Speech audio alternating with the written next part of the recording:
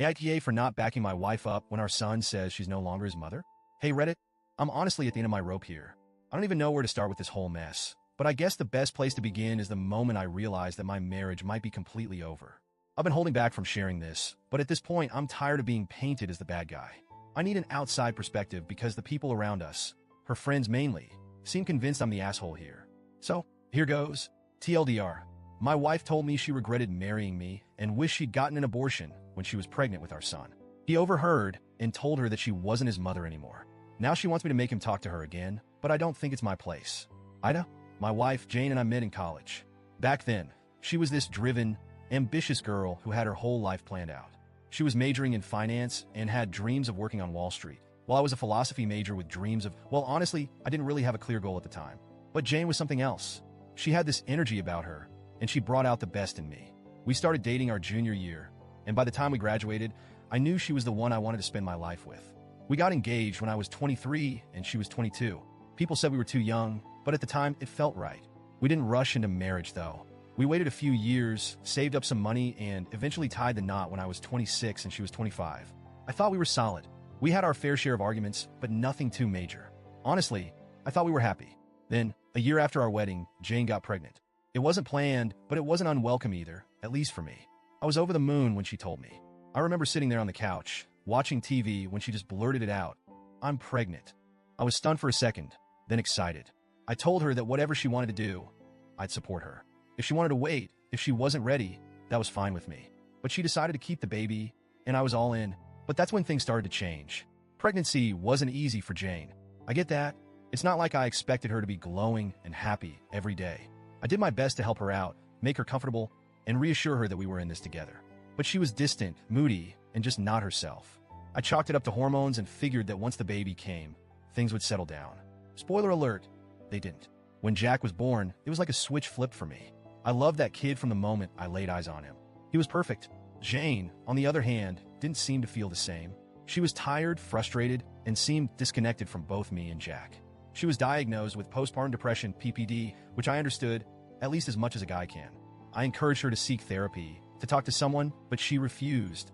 She insisted that she didn't need help, that she'd get over it on her own. But she never did. The first couple of years after Jack was born were brutal. I was doing everything, working full-time, taking care of Jack, paying all the bills, and trying to keep our marriage afloat. Jane didn't want to go back to work, even though I told her it was an option. We didn't have to worry about housing costs because we lived in a second home that my aunt and uncle owned, so we could afford a nanny if she wanted to go back to her career. But she chose to stay at home, except she wasn't really staying at home. She wasn't doing much of anything. She'd stay in bed most days, claiming she was too tired to get up. I'd come home from work, exhausted, and have to take care of Jack because she couldn't or wouldn't do it. I felt like a single parent, even though I was married. I tried to be patient. I really did. I understood that PPD was serious, and I wanted to support her. But after 2 years of this, 2 years of her refusing to get help and leaving me to do everything, I started to resent her. We fought constantly. I told her that I couldn't keep doing this, that something had to change. She needed to get help or go back to work or something, anything to contribute. But she wouldn't listen. Finally, I gave her an ultimatum. Either she got help or I was done. She ended up going back to work, but not in the career she had trained for in college. Instead of pursuing finance like she'd always dreamed of, she took a job at a local cigarette shop. At that point, I was so emotionally checked out that I didn't even care. At least it was something. By the time Jack was 5, our marriage was basically dead. We weren't intimate anymore. We barely talked unless it was about Jack. We were like roommates who happened to share a child. I tried to keep things civil for Jack's sake, but it was hard. He was starting to notice the tension between us, and I didn't want him growing up in a toxic environment. Despite everything, Jack turned out to be a great kid. He was smart, independent, and intuitive. He could tell that something was off between me and Jane, even when we tried to hide it. He started to pull away from her, preferring to spend time with me or his friends. Jane noticed, but she didn't seem to care enough to do anything about it. As the years went on, things just got worse. Jack and Jane never really bonded the way a mother and son should. I think it was partly because of how she acted when he was a baby, but also because she just wasn't present. Jack relied on me for everything, and Jane became more of a stranger to him. Fast forward to last year. Jack was 16, and we were gearing up for his senior year of high school. He was excited about college, and I was proud of the young man he had become. Jane and I were still living in this limbo of a marriage, just waiting for the day when Jack would leave for college, so we could finally pull the plug on this whole thing.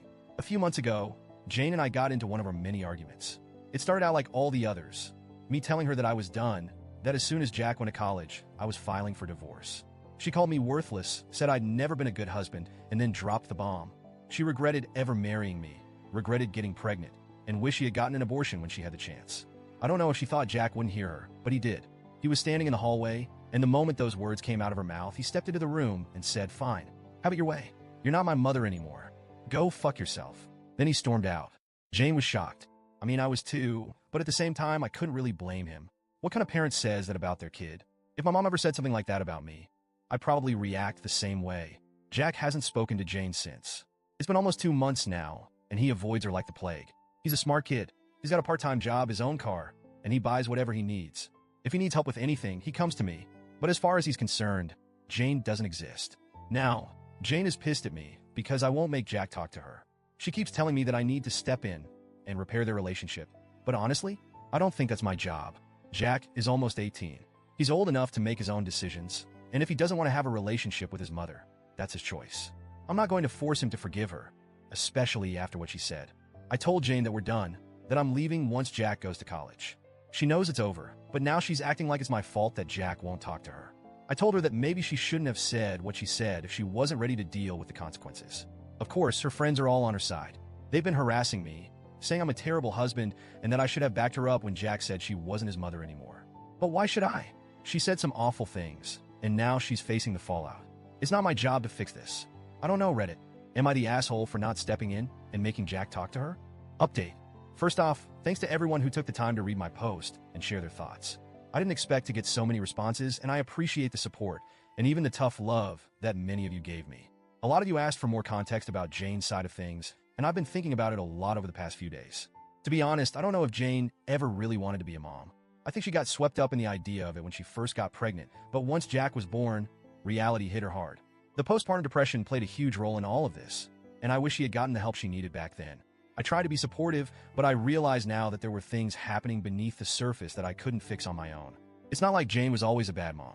There were times when she tried. She'd cook dinner, help Jack with his homework, and even take him out for ice cream sometimes. But those moments were rare. Most of the time, she was distant, wrapped up in her own struggles, and Jack picked up on that. Since my original post, Jane has been trying to reach out to Jack. She's apologized a few times, but Jack isn't ready to hear it. I've told her that it's going to take time, and she can't force him to forgive her. She seems to understand that now, but it doesn't make things any easier.